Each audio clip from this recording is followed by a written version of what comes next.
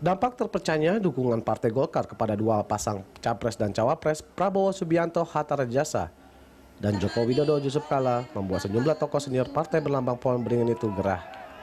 Kemarin mereka mengadakan pertemuan untuk meminta penjelasan ARB yang telah mendukung pasangan Capres dan Cawapres Prabowo Subianto dan Hatta Rajasa yang notabene bukan berasal dari kader Partai Golkar.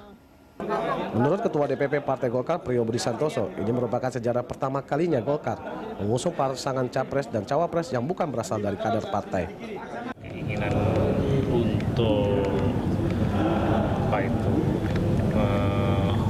mencampuri atau menggugat pelaksanaan, penyelenggaraan dan keputusan yang sudah terlanjur disampaikan ialah mengenai dukungan kepada calon yang diusung di Partai Gerindra Prabowo. Meski demikian, Priyo mengakui dukungan Golkar mengusung Prabowo Hatta merupakan keputusan legal.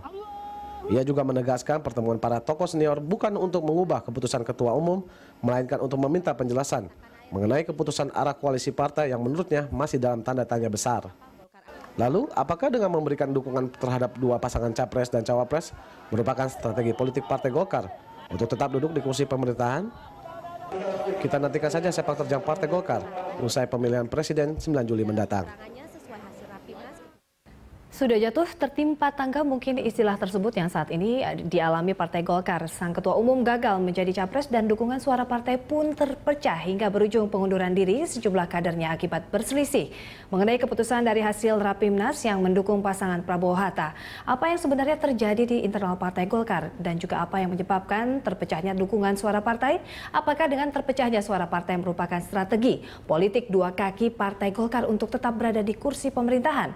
Untuk membahasnya di studio telah hadir Ketua Badan Penelitian dan Pengembangan Partai Golkar, Indra J. Piliang, dan pengamat politik LIPI, Siti Zuhro. Selamat pagi Bu Siti dan selamat pagi Bang Indra. Ini langsung ke Bang Indra, perpecahan makin nyata terjadi, tanggapan Anda? Saya tidak menyebutnya perpecahan ya, saya melihatnya sebagai perbedaan tafsiran. Perbedaan tafsiran, tafsiran apa begitu Bang? Ya katakanlah kalau Al-Quran aja itu ada tafsirnya apa, misalnya Hamka, ada tafsirnya yang lain kan. Cara kita membaca hasil keputusan dari Rapimnas begitu.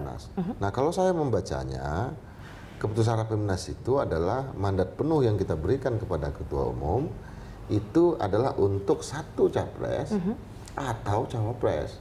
Mengusung Abu Rizal ya? Ya, sebatas itu saja mandat penuhnya. Berkoalisi dengan Gerindra silakan, dengan Hanura silahkan, dengan PKB silahkan, asal untuk Capres atau Cawapres.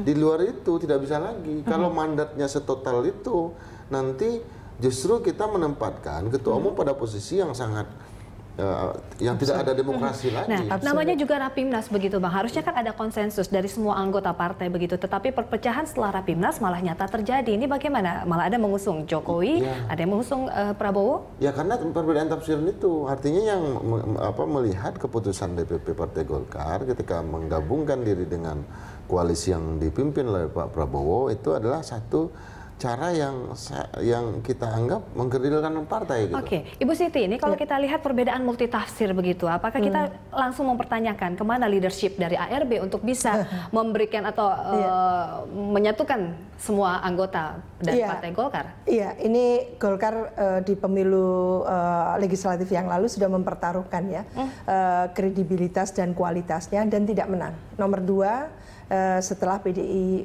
Perjuangan. Lah sekarang adalah pertaruhan ketua umum ya, pertaruhan tadi itu kepemimpinan dari seorang ketua umum. Ini kesan publik adalah betul-betul pasca pemilu legislatif Golkar diletakkan, diposisikan seolah-olah di persimpangan jalan, gitu ya. Menengok ke kanan juga kelihatannya nggak ada yang menyambut gitu ya, melihat ke kiri juga seperti itu, dan dalam keadaan di persimpangan jalan seperti itu, memang peran dari seorang ketua umum sangat besar dalam hal menyelesaikan masalah-masalah yang di internal, terutama itu tadi silang pendapat. Oke, Bu Siti, dengan bermitra atau mungkin ini berkoalisi dengan Gerindra, mungkin Ibu mengatakan tadi di persimpangan jalan akhirnya memilih jalan yang seperti ini, apakah jalannya salah begitu Ibu? Iya, ini mungkin bagi ketua umum dan tentunya pengurus ya, dalam hal ini kalau diambil keputusan berarti ini adalah keputusan institusi.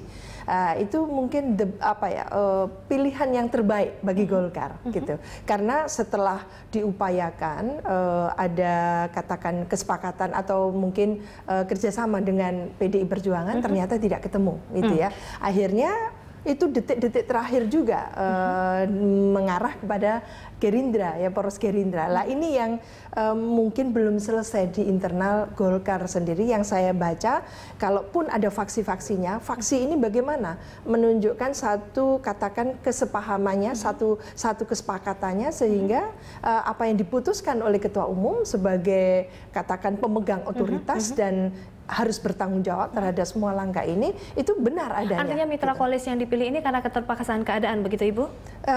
Seperti itu. Seolah-olah ini tidak ada pilihan selain harus memilih seperti itu. Tanggapan Anda Bang Indra, ini memang kelihatannya kan kalau dilihat Golkar ini kan masuk ke peringkat 2 begitu hasil pileg kemarin begitu, tetapi dalam tanda kutip tidak punya taring untuk mencari mitra koalisi begitu, pasangan hidupnya susah cari jodoh gitu, gimana? Saya kira itu karena kita memang punya target yang sudah jelas ya, karena Pak Abu Rizal Bakri harus jadi calon presiden kalau kita berkoalisi dengan partai-partai di bawah kita. Jadi sejak awal memang komunikasi politik Golkar ini kaku. Tetapi kenapa di akhir-akhir itu seperti ya sudahlah kalau nggak ada begini jual mualah seperti orang bilang kan apa tuh dalam pacaran itu kan kalau udah usia masih muda siapa gue, siapa lu, siapa saja gitu kan, begitu apa istilahnya siapa itu. saja. Artinya ini satu sikap yang menurut saya tidak konsisten sama sekali sama apa yang diperjuangkan oleh Partai Golkar selama 2 tahun. Dan saya ada dalam posisi itu.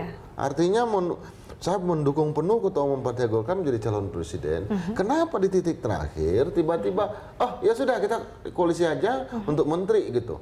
Itu kan meremehkan sama sekali konsistensi kami. Apa yang mendasari ARB memilih mitra koalisi Gerindra begitu? Saya kira karena situasinya memang agak emosional ya. Artinya ini masalah psikologis saja.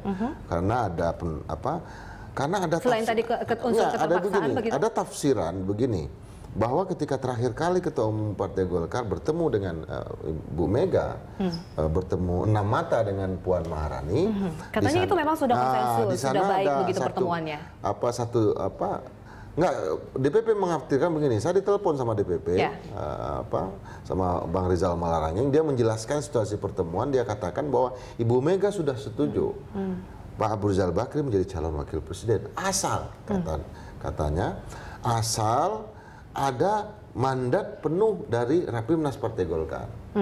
Nah, maka diusahakanlah mandat penuh itu. Lalu setelah dapat mandat penuh, kemudian diberikan kepada Ibu Megawati, kenyataannya tidak ada jawaban.